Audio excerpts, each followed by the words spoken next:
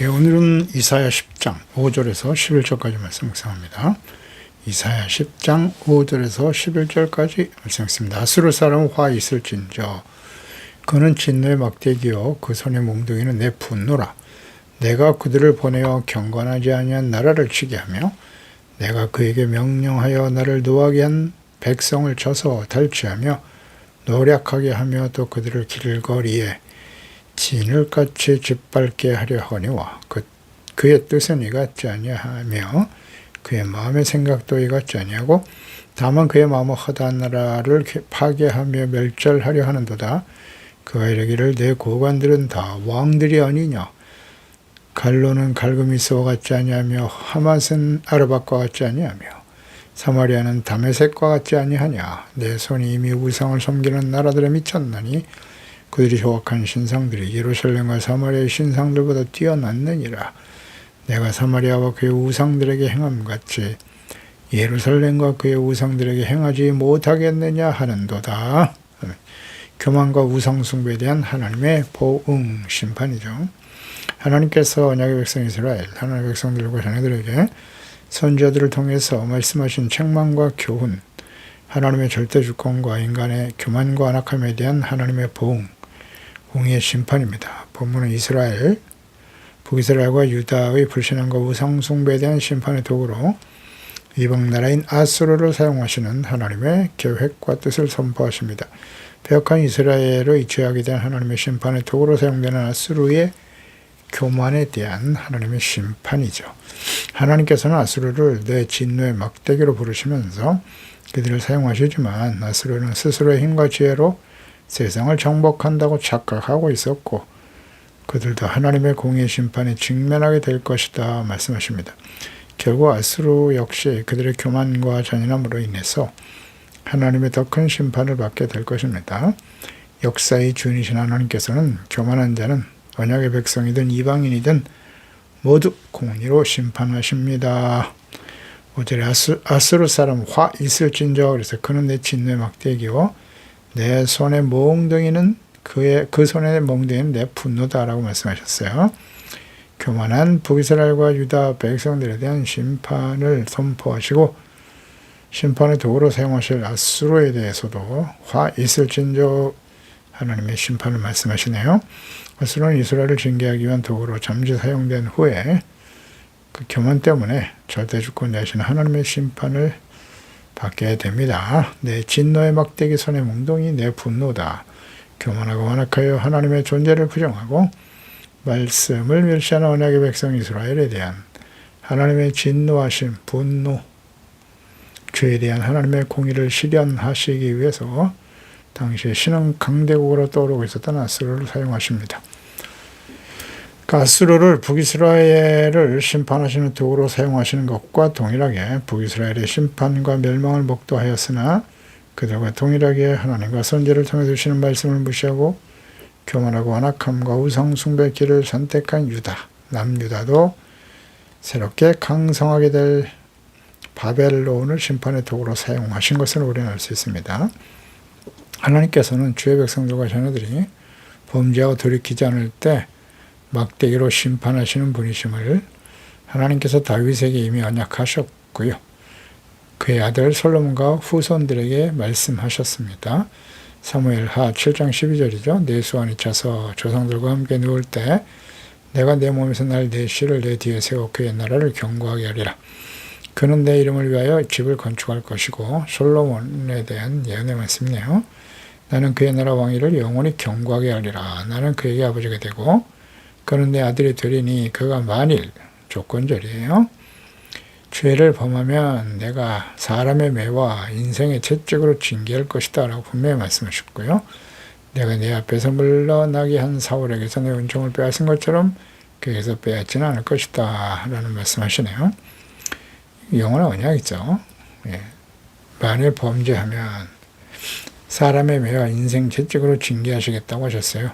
사랑하는 자녀들이지만 언약의 백성들이지만 이걸 절대 간과해서는 안 됩니다. 다윗의 우선 북이스라엘과 유다에 주신 영원한 언약이에요. 사람의 매와 막대기 인생 채찍 징계하신다. 이것은 오늘날 예수 그리스도를 믿고 구원받은 하나님의 자녀들에게도 마찬가지예요. 구약의 이스라엘 백성들만이 이렇게 하시나요? 하나님의 뜻은 변하지 않습니다. 항상 하나님의 말씀을 바르게 우리는 묵상하고 적용할 줄 알아야 돼요.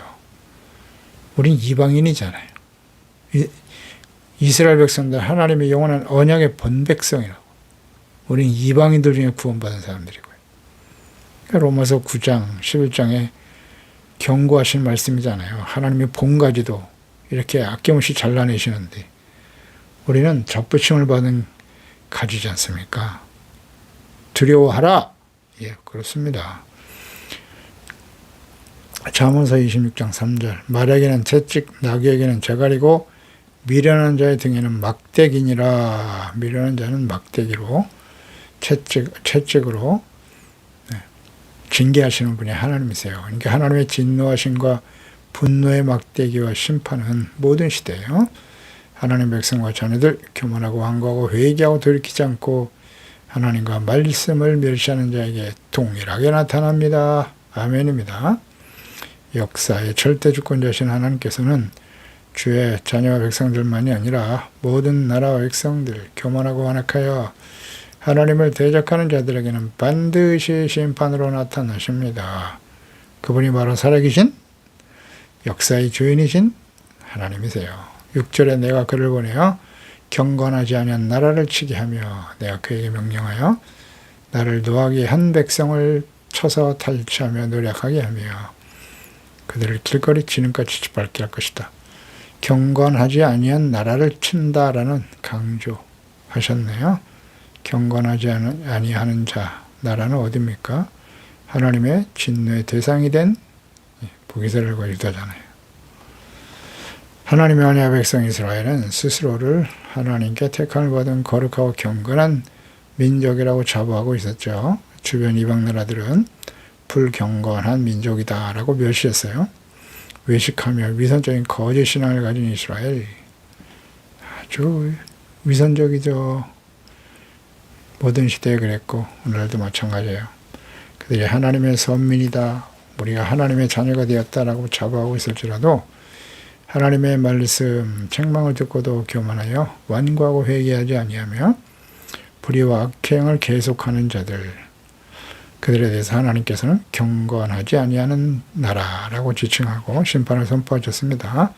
하나님의 공의 심판의 대상이 누구라고요? 경건하지 아니한 주의 백성이에요. 이스라엘이에요. 오늘 우리도 마찬가지죠. 모든 시대에 그러했고 오늘날도 경건하지 아니하는 교회와 교인들이 심판의 대상입니다. 알고 계십니까? 마지막 심판이 임박한 시대의 주의 자녀들에게 주신 경고의 말씀을 들어보세요. 디모데후서 3장 1절이잖아요. 너는 이것을 알라. 말세에 고통하는 때가 이르러. 마지막 심판 때죠. 사람들이 자기를 사랑하죠. 돈을 사랑하고 자랑하고 교만하죠. 비방하고 부모를 거역합니다. 감사하지 않고 거룩하지 않습니다. 싸납죠. 절제하지 못하고 사나우며 선한 것을 좋아하지 않아요. 배신하고 조급하며 자만하여 쾌락 사랑하기를 하나님 사랑하는 것보다 더하고 경건의 모양은 있으나 경건의 능력은 부인하더라. 이 같은 자에게서 돌아서라고 말씀하십니다. 경건하지 아니한 백성, 경건의 모양은 있으나 능력을 부인하는 사람들, 그러니까 하나님을 안다 고백하지만 실제로는 매우 위선적이고 우상 숭배에 빠진 이스라엘 모든 시대의 교회와 주의 자녀들을 가리키는 말씀이잖아요. 경건하지 아니한 사람이 심판의 대상이에요. 그러니까 하나님께서 위선적인 경건의 모습을 가진 경건의 모양은 있는데 경건의 능력을 부인하는 자들, 당시 이스라엘과 유다 모든 시대에 위선적인 신앙을 가진 주의 백성들, 오늘 시대에 교인들 역시 마찬가지예요. 아수를 보내어 심판하신 같이 요한계시록의 마지막 심판이 이 땅에 일어나겠죠. 경건하지 아니하다. 베드로후서 2장 5절 6절 이 세상을 용서하지 아니하시고 오직 의를 전파하는 노아와 그의 7 식구를 보존하시고 경건하지 아니한 자들의 세상에 홍수를 내리셨다. 보세요. 노아 시대 홍수 심판도 대상이 누구예요? 경건하지 아니한 자들이 심판의 대상이에요. 소돔과 고모라를 볼까요? 6절에 소돔과 고모라 성을 멸망하기로 작정하여 제가 되게 하사, 심판하신 이유가 뭐라고요? 후세에 경건하지 아니할 자들에게 본을 삼으셨다. 소돔과 고모라도 역시 노아 때도 그렇고 대상이 누구라고요? 경건하지 아니한 자들이 심판의 대상이에요. 그러니까 경건하지 아니한 사람들은 다 하나님의 공의 심판 앞에 서게 된다. 그렇잖아요. 말씀 잘 보세요. 뭐 이렇게 잘 모르는 사람들이 많아요. 난 교회 다녔으니까. 교회 다니면 다 경건합니까? 주의 이름을 부르면 다 경건한 사람입니까? 예배 드리는 사람은 다 경건한 사람이에요? 디모데전서 4장 7절 8절이죠. 망령되고 허탄한 신화를 버리고 경건에 이르도록 내 자신을 연단하라고 하셨어요. 육체 연단은 약간의 유익이 있지만 경건은 범사에 유익하다. 금생과 내생의 약속이 있다 그랬어요. 경건한 사람만이 내생 하나님의 나라에 서게 되는 거예요. 경건, 디모데 전서 6장 3절 이하잖아요. 누구든지 다른 교훈을 하며 바른 말, 곧 우리 주 예수 그리스도의 말씀과 경건에 관한 교훈, 이것을 따르지 아니하면 그랬죠. 그는 교만하여 아무것도 알지 못하고 변론과 언쟁을 좋아하는 자다. 이로써 투기와 분쟁과 비방과 악한 생각이 나고 마음이 부패해지고 진리를 잃어버려 경건을 이익의 방도로 생각하는 자들의 다툼이 일어난다라고 말씀하셨거든요. 경건을 이익의 방도로 생각하는 자들, 이것은 다 하나님의 심판의 대상이 될 수밖에 없다는 거예요. 예수 그리스도의 말씀과 경건에 관한 교훈이 바로 성경입니다. 성경을 기록하신 목적이 뭐라고요? 디모데후서 3장 16절 책망, 교훈, 바르게 함과 의로 교육하기에 유익하니 성경을 기록하신 목적이에요. 디모데전서 6장 10절 이하에도 말씀하죠. 돈을 사랑하면 일만에게 뿌리가 되는데 미혹을 받아 믿음에서 떠나 많은 사람이 근심으로 자기를 찌르게 된다. 오직 너 하나님의 사람아, 하나님의 사람은 어떻게 살아야 돼요? 이것을 피하고 의와 경건, 믿음과 사랑, 인내와 온유를 따르는 거예요. 경건의 훈련에 힘쓰는 것이 신정 하나님의 사람입니다. 경건은 하나님 앞에 서는 거예요. 하나님의 말씀 앞에 하나님의 거룩한 임재하심을 항상 느끼고 살아가나요? 경건이라고 하는 것은 뭐 교회에 출석하고 등록하고 재직이 되고 목사가 된다고 해서 경건해지는 건 아니에요.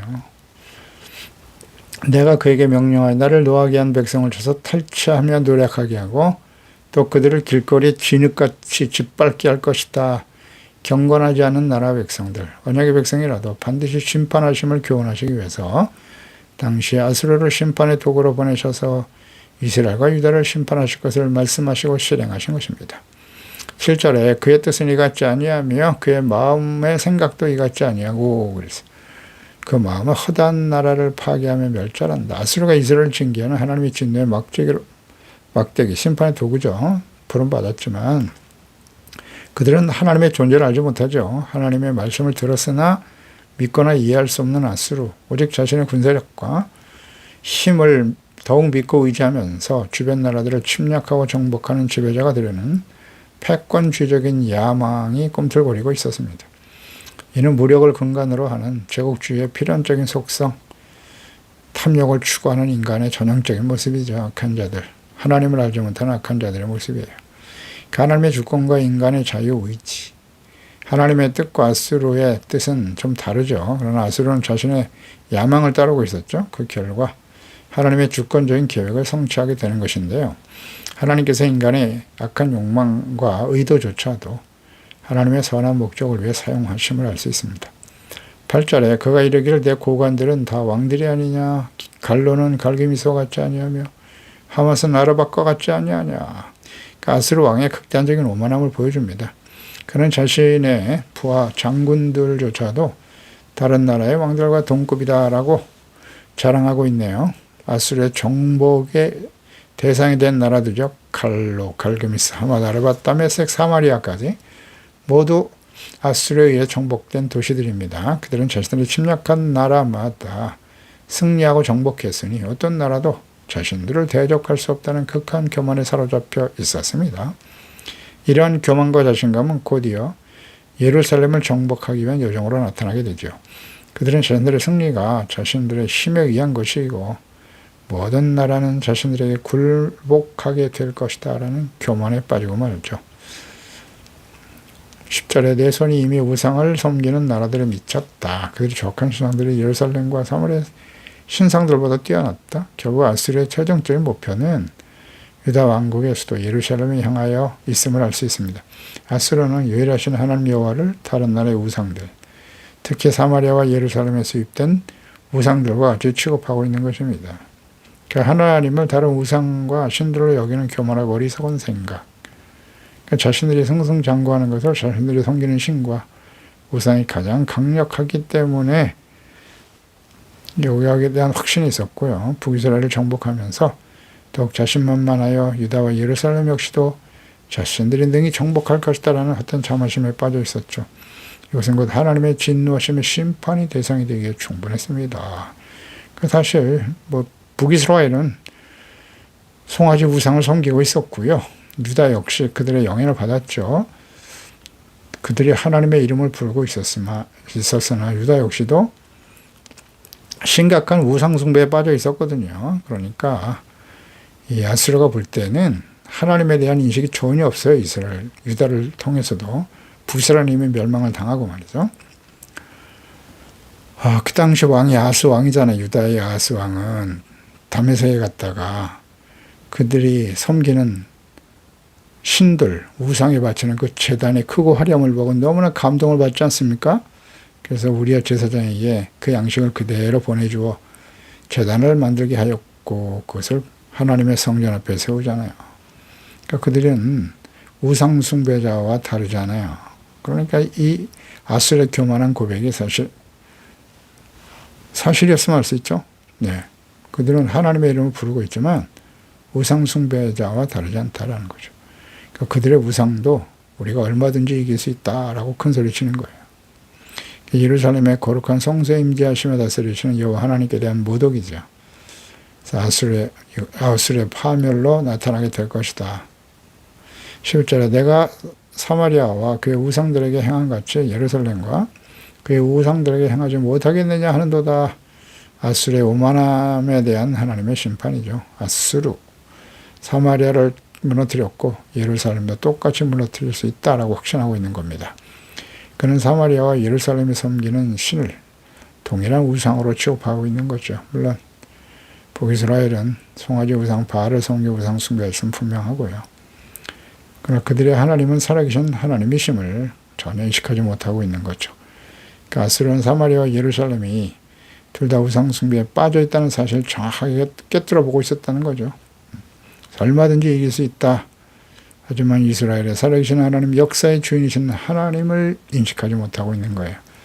하나님께서 자신들을 심판의 막대기로 몽둥이로 사용하고 계신다는 사실을 전혀 인식하지 못하고 있다는 사실. 이게 비극이죠. 하나님을 모르니까요. 아수르의 이러한 태도는 곧 하나님을 향한 도전이죠. 교만하고 오만한 아수르에 대해서 하나님께서는 심판을 선포하시는 것이고요.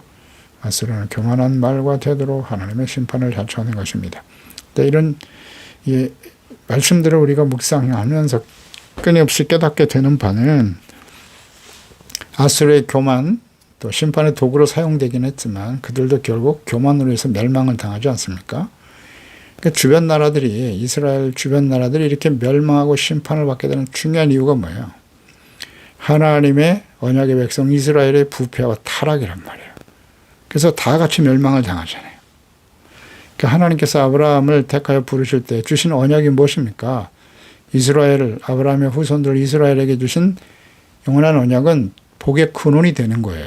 모든 사람들이 이스라엘을 통해서 살아계신 하나님 여호와를 알고 경외하고 그분의 다스림을 받는 의와 거룩한 백성이 되어 살아가는 거예요. 하나님의 나라가 이 땅에 이루어지게 해야 하지만 그 역할과 사명, 정체성을 가진 이스라엘이 부패하고 타락하니까 이 주변 모든 나라들이 이렇게 하나님의 심판 가운데 죽어가는 거예요. 오늘 이 시대도 마찬가지예요. 이제 예수 그리스도가 이 땅에 오셨고 주님의 복음이 모든 민족에게 전파되고 증거되면서 예수님의 재림과 요한계시록의 마지막 심판이 이 땅에 쏟아질 거예요.